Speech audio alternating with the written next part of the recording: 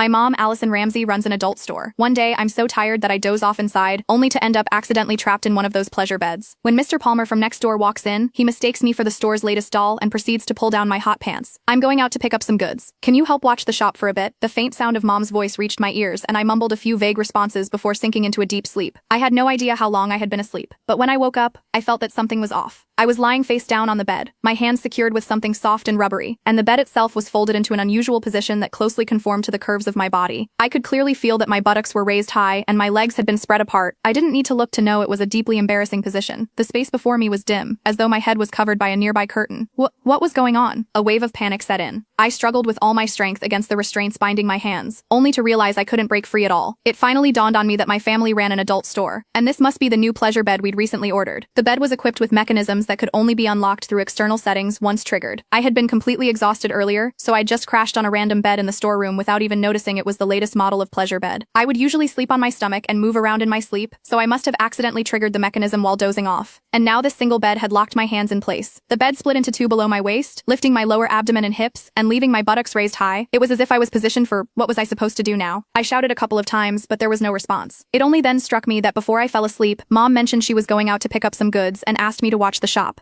Hey, Allison. Just then I suddenly heard the voice of Mr. Palmer, a customer, coming from the doorway, and it was getting closer. Oh no, Mom did say Mr. Palmer would come by later to settle the bill. Panic surged through me. I struggled desperately, only to find that while the restraints looked soft, there was no way to break free. Where's everyone? I thought I told them I'd come by to settle the bill today. Mr. Palmer's voice drew closer and closer until it sounded just a few steps away. Frozen in this embarrassing position, I felt my face flush crimson, and in my panic, I froze completely, not daring to move a muscle. Is this a new doll that just arrived? Mr. Palmer's words sent my heart leaping into my throat. The next second, I felt a pair of warm, dry hands land on my thigh. They then slowly slid upward until they were inside my hot pants. The weather was sweltering, and when sleeping at home, I naturally dressed lightly. Thus, my hot pants were barely long enough to cover my buttocks. The texture feels pretty good. It's quite realistic and even warm, Mr. Palmer remarked as he fondled me. The bizarre sensation made me clench my teeth, too afraid to make a sound. If anyone were to discover I was being mistaken for a doll, it would be over for me. But then, to my horror, I felt those hands beginning to tug at the waistband of my hot pants. Hot pants were naturally very short, and for comfort while sleeping, I hadn't even fastened the waistband. In fact, they could practically be slipped off with just a gentle tug. I didn't expect it to feel so real.